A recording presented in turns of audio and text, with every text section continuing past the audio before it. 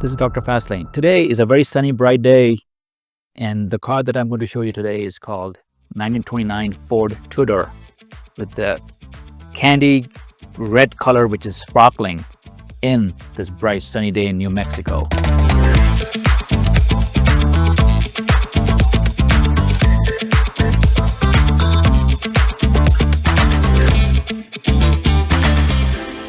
John, how are you? Doing fine. Well, John, when did you acquire this car? This is downright gorgeous, and I know that you have passion for cars, and you have some other cars too. But what's up with this? I bought it about 20 years ago as a basket case. It was a complete car, but it was kind of all in pieces, and I started working on it. And I found out I was working at the time and working a lot of hours on my job, and I couldn't really get anything done with it. So I finally just decided that the best thing to do is just put it in the garage and keep it clean and gather up parts for it. So I gathered parts for a lot of years on it. As far as I remember, it's a 1929 sedan, which was like a four-cylinder, and was supposed to be a sedan with four doors usually, right? They made four-door and two-door. Okay, and then it wasn't that fast. I think it was 40 miles an hour. But this was right at the time when the Ford Model Ts were getting produced.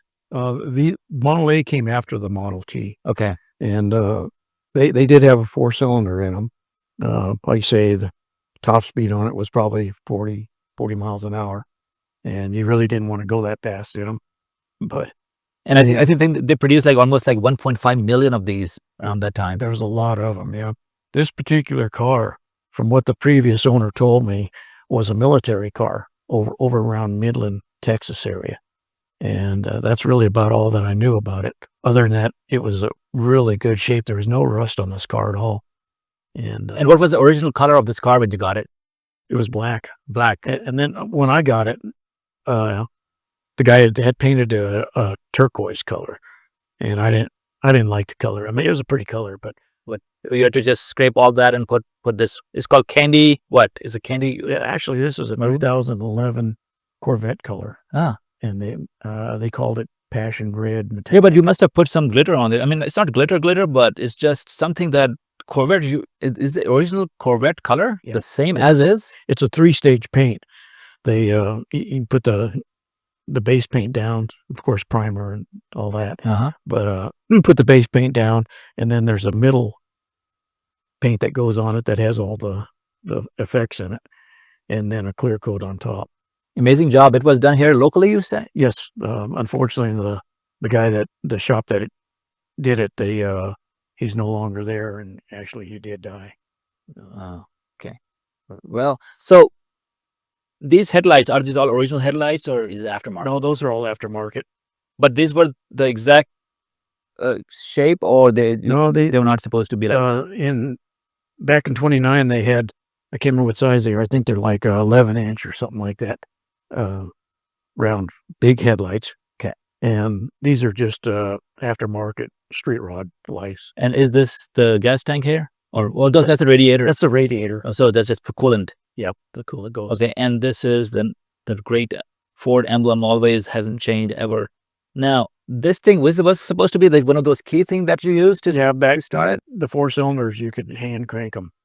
But so you have that thing too, the handle. So I've never seen anybody doing it, but this is pretty hard to do it. I mean, it can really. those old four cylinders weren't too bad, but if you this is probably about, I don't know, 360 horsepower, and I tried to crank that over by hand. You'd have to be a lot bigger man than me to do it. Yeah, I don't know what kind of strength it was needed to do all that. Please go ahead, and what are we looking at on the engine? Okay, this is a small block Chevy, 350 cubic inch. It was actually a Chevrolet crate motor that I bought, and the only thing that I really did to it was I changed the cam in it, and because I designed the car to be driven a lot, and then the fuel injection on top of it, I actually won at a car show. And you won in a car show? Yeah. Wow. Yeah, I was up in Ruidoso, and I came by the MSD booth up there, and they had this sitting out there. Just asking the guy about it, and he said, you can win that for $1. You're lucky. Okay, I'll try $1. So I won that thing for a whole dollar, and a whole dollar on my whole injection system. And Go ahead. it works good. I didn't understand fuel injection at first when I first put it on because I've never had a car with fuel injection, and it took me a little while to figure out how to make it run right. Finally, I talked to my nephew a little bit, and he gave me some pointers on it, and I finally figured out what I was doing wrong. Yeah. But No, this is an interesting layout, and let me see if the engine, if the camera can show you closer here. So these are the hoses going where? these two are for the heater, Uh-huh. and these two are for the air conditioner. Okay. And these are the Headers, headers the and exhaust headers. right, and this And is the belt up here on the side. And as you can see, there's not much room in a Model A, so I ended up having to put a electric cooling fan on it. There wasn't enough room to put a mechanical fan on it. So the other side of the engine is exactly the same, or it's kind of a little different than? It's a little bit different. It doesn't have the hoses. Yeah, let me show the camera the other side, and if you please don't mind explaining this area. I know, like, to see a big alternator here, and pretty much the same engine block. Yeah, everything's the same on this side of the alternator. Yeah, Um, and then the radiator is a good size in here. Do you have air conditioning in this? it's a Walker radiator, and it's made for air conditioning. When I was building the car, my wife said you can put anything you want on it, but she wants creature comfort. So the secret right with you, peace. So see, man, this is very important. You have to keep your wife happy. If you want these toys, you want peace in your life, you got to get them on board. It is. I'm telling you with experience. And I tell you, around here, that was the best thing I put in here. It really works good. It's a vintage air aftermarket air conditioning, and it works real well. Okay, great. These rims, you have the original rims of this car when it was the, No, when they you bought- they were just steel rims when I got them. These are aftermarket billet specialties, Okay. aluminum rims, and they're very good quality rims. And It looks never- like they're almost brand new. It looks like you haven't put yeah, they've much been miles on on it. for about 5 years now, and Okay. I ended up putting disc brakes on the front and the rear. And they're pretty much the same size, but the back tires are, I think they are radial Yeah, 255s, right? And then the front is, they are almost like just like 235 or something. yeah. It's kind of a classic. I was building a classic hot rod, so it's classic big and labels on the. Yeah, I think that's how the look is. If you picture a hot rod in your head, that's how it comes out. And so this is the gas tank up here. Yes, How many liters it holds? it holds about 12 gallons. 12 gallons. And this was just added. Kind of dirty in there, but So it makes it nice and clean. The original gas tank was up front in the front cowl. okay, you did modify it. Model 6. So the tail lights are supposed to be like teardrop, or? Those are out of a 39 Ford, and of course they're LED lights. And then this kind of horse carriage like design from the back. It was well, actually, this car was made in pieces from Ford, and it had back then they couldn't stamp too large of pieces of metal, so they would stamp a bunch of small pieces, and it was all bolted together with a seam. There used to be a seam up this way, and a seam down here, and it's been all welded all the way around. And I wanted to make it as airtight as I could. Looks great. So I do see this interesting license plate you have, and I'm sure there's a story behind this, but I want to tell my viewers, if you are a car guy, like my cars, almost 15 of them have all the vintage license plate, and you have to set it apart, and so is this. So what does it exactly mean? I see H2ODOG1. So what is that? When I first went to work for the railroad in 1971, I went to work in the water service department, and we worked real close with all the utility people there, and we worked real close with the electricians, and they used to call us all kinds of names, so like water dogs, and so that's how I So you put the chemical, for people who little chemistry, organic chemistry. I think we are taught like H2O is the symbol of water. Right. I think grade 2 or 3, you learn that. But that's what you put in. Water dog. And I'm just an old dog. So That's creative. That's creative. I wanted to just have water dog, but it was already taken in New Mexico, so I had to put water dog 1 on it. And that's true. I have done some, like my Corvette that I have is a yellow black, and I put some nice louvers on the side and everything, so it makes it look like a Hornet. So a B. So I say, man, looks like a yellow jacket B, but it's a long word, so I can't put. So I put Hornet. Now Hornet. Now that was taken, and I had to put 1 on it. So Hornet 1. So now that's what it has. Please tell me about the exhaust here. The exhaust, I welded it up and just went from the headers on back, and then I sent it over to Phoenix, Arizona, and had it jet coated, and that's worked out real well. I bet there must be a good sounding exhaust, I guess. Yeah, it's got Flowmaster. Flowmaster is one of the best ones to get. And what kind of brakes do you have on it? It's got 4-wheel disc brakes. The frame that I had bought came with the disc brakes in the front, and then my brother-in-law came across a good deal over in Tucson for a brand new set of disc brakes for the rear, and he bought it for me, and then I paid him back, and so now it's got 4-wheel disc brakes. And okay, got it. So guys, it's time to show you the interior. The interior of this car is as pristine as the exterior, so let's go.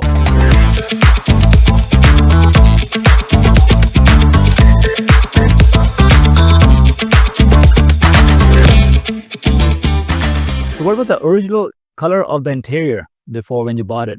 I think that it was black, but I'm really not sure about the original color of it. And this looks like somebody did a very nice job on it, and it goes very well with the exterior color of this car, the beige interior. Yeah, these are aftermarket seats, and the rear seat is out of a van, I think, like a Plymouth van of some kind, but it fit in there real nice. And guys, let's go. And do you mind if I can get in there? We'll go right ahead. Right. Let's sit inside. It's very comfy, and yeah, it's not too tall of a ceiling. Like a bumpy, then boom, I'm gonna hit the head up there. Now, there some very intricate looking gauges up here. So please tell me about the gauges. These are Classic Industries gauges. Most people, I had kind of a weird request on it. I wanted a clock. I wanted an analog clock. And so when I ordered that with the gauges, they didn't match. So I called Classic Industries and asked them if they could match the faces of them all. And they said, or match the clock to the rest of them. And they said, no, they couldn't do that. They can't get that, but they can match the rest of them to the clock. So that's what we did. So yeah, these are just the trip and the temperature, the oil, the fuel, and then the clock. This is the odometer, and then the speed gauge. So what's the highest you've gone on this on the how many miles per hour? Well, I've had it up over 100 miles an hour Because of all these souped up engine and all that you I put in. don't like it because if you look at those front fenders, they're like 2 big sails, and it starts lifting the front. And it gives you a drag, huh? Yeah, so I can drive it 70, 75 miles an hour all day long. It doesn't bother. But if you get up there over 100, 110, it starts getting a little bit light in the steering. Yeah. So guys, let me show you this area up here. Let me just get out of the car so we can show you up here what I'm talking about. The interesting area is where the key is. So that's the key, ignition. And the keys, headlights. This is the air conditioning and heating control. And then you put the LED screen up there for And put the radio with the screen and everything. backup camera, It probably. does have a backup camera on it. And all this chrome you put it goes very well. And then the steering wheel matches the interior color. And they're interesting pedals you have. It's a rounded pedal. Yeah, it just fit in there better than the other ones. Everything on the car, whenever I went to put it in, had to modify it one way or another. When you're building a street rod like this, it's nothing fits. As you can tell when you got in, Yes. it's very crowded in here. Yeah, I think it's not easy to keep both feet in that area, but yeah, you kind of have to keep them together and kind of little tight space with respect to the seats, which are very comfy. The leg room is kind of tight. It is. But what it made me realize is how much smaller people were back in 1920. Or only smaller people could buy this car. And I don't think people were all small. Now, after all the years of beer and steaks and everything else, More fast food. couple of fat boys in here. I don't think there were too many fast food shops in N29. I don't know. No, but seriously, if you look in history and you go back and look at some of the military uniforms and things, people were really small back then. Really? And people have grown a lot. Yeah. So you mean in 100 years from now we will be like with 7, 8 feet tall? Maybe I won't care. There goes the Darwin theory of evolution in a black hole. Okay. All right. And this is a fire extinguisher they put in. Yeah, I've seen too many people pull over the side of the road and watch their cars burn up because they didn't have a fire. Yeah. And I'm guilty of that too. I had a Hummer H1 that I came back after off-roading and it burned down. My son said, well, Dad, I hear some barbecue. I said, maybe somebody's cooking somewhere. It was the battery came out of the harness.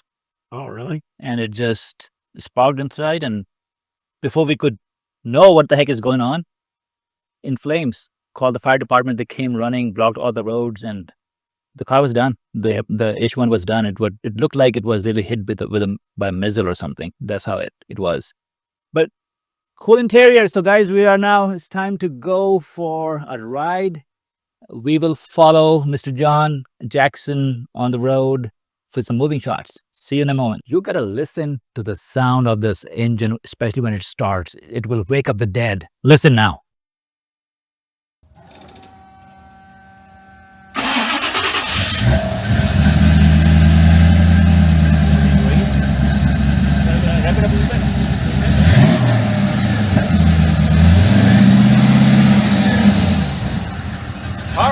Powerful sound.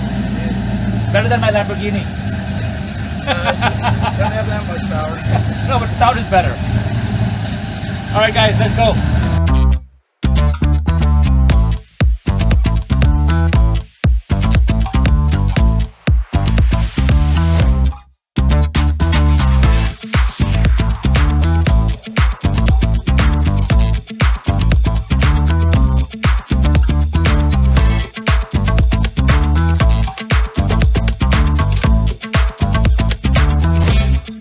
All right, guys, so now it's time to take a ride in this 1929 Ford Tudor and see what this thing is capable of. So what do you like about this car? You know, I like that everybody enjoys it. I really, when I built it, I didn't think that, there'd be a lot of people that really like it. But I think that's the good part. This is like a reward. Like you spend so much time and effort and money, and you want people to enjoy it, and they do, and that kind of gives you that satisfaction. And it's surprising. Everywhere from a little kid, all the way up to retired people. I know you guys do car shows and all that, and the trophies, you win trophies, and even if you don't win trophies, I mean, people looking at it and admiring it, is worth the time and effort.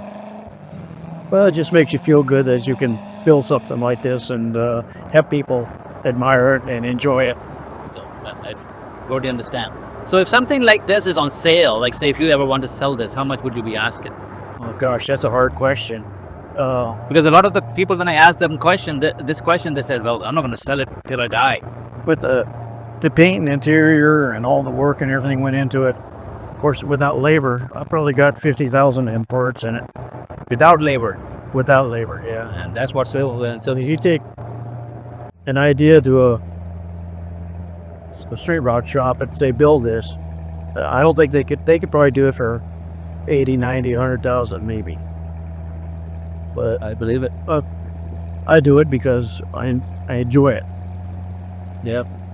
Not because I can afford it.